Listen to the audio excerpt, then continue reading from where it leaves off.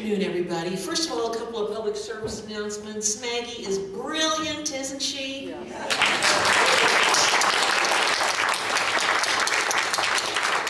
She's also spreading her wings on March 17th. Please watch the episode of The Simpsons. Maggie is going to be on The Simpsons on March 17th. No longer small town Martin County Maggie. She's going to be big time. Also, Ed Fielding has joined us. Welcome, Ed. I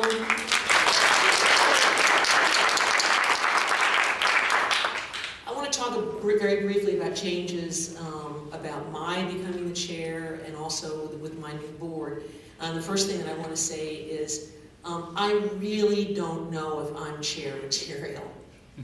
But I warned everybody. I said, you know, if I ever am chair, I'm not going to be a top-down chairperson. It's going to be a very lateral chair, a lateral board. And you may have noticed that my style is rather shockingly laissez-faire. Due to the miracle of internet, my mother live streams our meetings, and has observed that my supervisory skills are, let's just call it, deficient. And she attributed it to, I've never had children, so I've never had to discipline anyone, so therefore I didn't know how to do this kind of thing. And I thought, sure.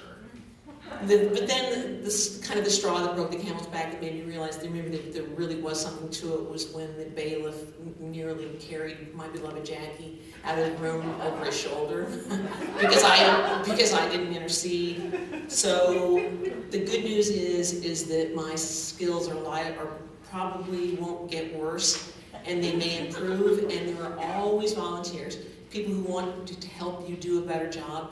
And Casey has very generously volunteered to allow me to borrow her toddlers as teaching tools. So I might get better. One of the chief challenges that we are going to have with this new board is balance and the pace of the changes that we make. We know that the election told us that residents wanted to change. We know the changes that they want us to make. We have to make them in a thoughtful, inclusive manner, but we need to progress. So and we need to not overwhelm our staff, and we need to keep our public informed. We need to include everybody. The majority board for the last 12 years marginalized the opposition. They steamrolled the opposition. They ignored the opposition. That's a mistake we are not going to make. We are going to encourage everyone's participation. A lot of people everyone won't join us. There are people who are going to stand aside and just wait for the next election, hoping that they can get rid of two of us. But we are going to be as transparent and consistent as we possibly can.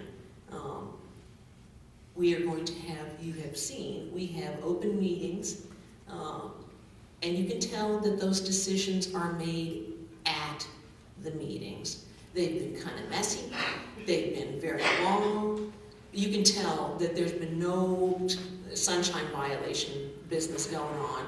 We're just laying it all out there in public and making decisions in the public where we're supposed to be making them. We have a huge hangover from poorly written contracts. We are going to be dealing with those. We're going to be making some enormous changes in the way that we contract with all entities in order to protect our residents and our wallets. We have hired a new county attorney. He's the present Stewart City Attorney, Mike Durham. He's going to be joining us hopefully later on this month. So we have a great deal of confidence that he is going to be able to lead our county attorney's office in a very, very positive manner. Maggie mentioned one of the biggest difficulties we've had with the comprehensive plan is data. is good data, and we need to have data-driven policies. We have so many phantom numbers in our methodologies that we don't know how to figure out these calculations. I think that they were done in order to be difficult or impossible to interpret.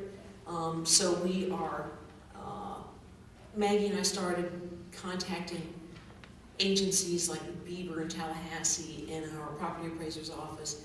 They have hard data. They have Department of Revenue data, they have population data. No one's disputing that. We have census data. Let's get this data. Let's use this data. Let's make it as simple as possible in order to formulate good policy decisions, to make good data-driven solutions. Another thing, we need to know how much vacant land is available in Martin County. This isn't. It's simple. Those are facts, and we need to figure out how much land we have. We need to know how much commercial land is available inside the urban boundary. We need to find out how much industrial land is available inside the urban boundary. And it's silly not to have these databases. So we need to move quickly in order to have these critical new databases. We need to stop this cycle of special interests dictating our future.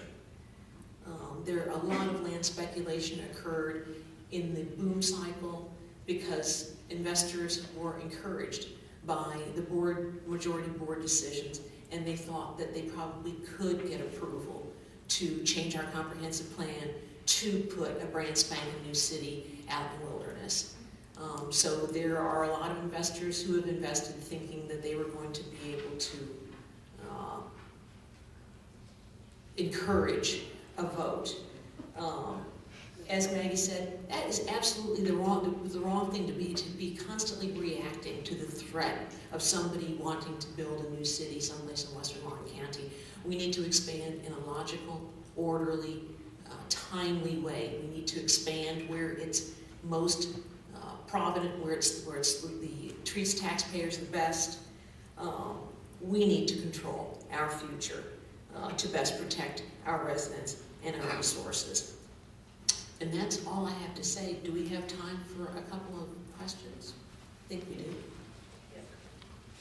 Anybody? Yes, Marge. I don't have a question, but I'm worried about your shareability because Mr. Weberman said that you couldn't be chair. You weren't ready yet. I'm a slow learner. I've always have been. But Sarah, I want to commend you for always being a lady, no matter what they threw at you. You were always a lady. Thank you very much.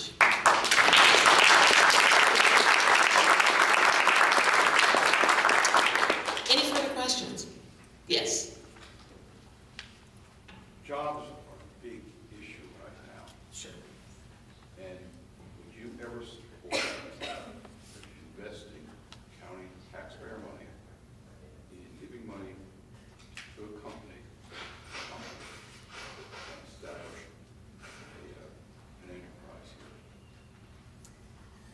here? Well, there's a lot of ifs. If I had to put this company outside the urban boundary, if there was a company that was a proven company that had, and we had land available inside the urban boundary, I would seriously consider that. I don't approve of taxpayer incentives at all, and I would like never to give any taxpayer incentives to any businesses. However, we do have a process in place where tax incentives are available, $1 million a year through the FPL solar generating plant. And a company did receive approval to get $900,000 worth of taxpayer incentives. So, and I voted for it because I had confidence in the company. So while I don't like it, there is a system in place, so I work within the system. Russ. Sarah, as a local business owner, I want to say that I disagree with your mother in terms of your leadership skills. Thank you. I will tell her that. I also, in follow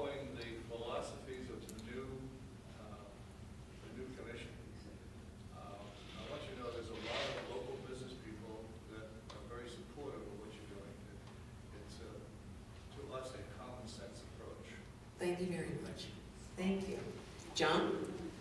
Sir, I'll be coming on our road, certainly, Martin County roads are in pretty bad shape with secondary, primary, our roads, not the state roads. There's cuts, there's dips in them, there's shear, I mean, we've looked at these roads for years. Yeah. I'm on the road all the time with my vehicles, and I feel like we're in bad shape. Are we getting money to do this? I agree with you, John. It's reached a crisis point, not surprisingly. The board majority for the last 10, 12 years postponed essential infrastructure improvements and maintenance. And it was just as Maggie said, it was going to the toy store before they went to the grocery store. It's not that we didn't have money, but when you allocate 45 million bucks for a bridge that you don't need in order to serve special interests, you postpone a lot of necessary infrastructure improvements. $45 million we wasted and bonded in future years. And now we're left with a huge bill that's due, and no, we haven't allocated the proper amount of money for it at all. So I'm sure that some people are saying, well, you know, maybe we can get a half-cent sales tax in order to repair roads other counties have. I'm not so sure that's going to fly in Martin County. I think that our taxpayers expect us to live within our means and to use the very generous taxes that they give us and pay for our necessary maintenance. So we can't avoid it. Where we come up with the money, I don't know. I was surprised to see all the new trees and foliage along Dixie Highway. And is that the same funding that does the paving of the road, that does all of the new trees and all of that change along Colorado going into the turnaround there? Is that all the same fund? No, that's the city of Stewart, and they apparently are just extraordinary money managers. Yes, Don? Update on Hope Grove, can you? The latest on Hope Grove is they asked the county to put their application in abeyance and also to waive their next application fees. They also required the county to do a new residential needs analysis. Our legal staff and growth management staff wrote back saying we have no way of putting your application in abeyance, and also we have a residential needs analysis. It was done in 2009, that's the last one that we have done, and that's as it stands. The county is standing fast that they have a viable, real residential needs analysis. So now Hope Grove, I think, is saying, yeah, we'll pay our application fees. So they're still alive. They're not going away. Yes. Sir, would you say something about the coming customs issue? I believe we have a vote coming in about 6 or 8 weeks, and thank you on behalf of the community for your efforts. Just because Commissioner Fielding isn't in the room, I'm going to not answer that question because the vote is coming up. Yes, sir. Do you see any light at the end of the tunnel regarding a long-term plan for dredging the inlet and funding for it? Well, we have to. We can't rely upon the federal government any longer. So again, I don't know what the proposals are going to be, but we have to. We just had, as you know, we used taxpayer money last year to complete a dredging project that was the federal government's responsibility. We finished it in April, and we thought that we would have 4 or 5 years respite before we had to dredge again. Then Hurricane Sandy came along and put an additional 300 cubic yards of new sand in our impoundment area, and it looks like we're going to have to dredge again next year. So we will come up with a solution. Yes? Who owns the water in Lake Okeechobee and the water that runs through the Okeechobee waterway? And is it within the frame of reality that a private concern can sell that water? Land is a public resource. I asked that very question to the spokesperson for the Lake Point Ranches. development at the Everglades Conference, and she also said that water is a public resource. Water is a Public resource. That doesn't mean they're not gonna try to sell it, but. Yes, Very serious question. Will Maggie be playing herself on The Simpsons? I don't think so. Are you gonna be playing yourself on The Simpsons?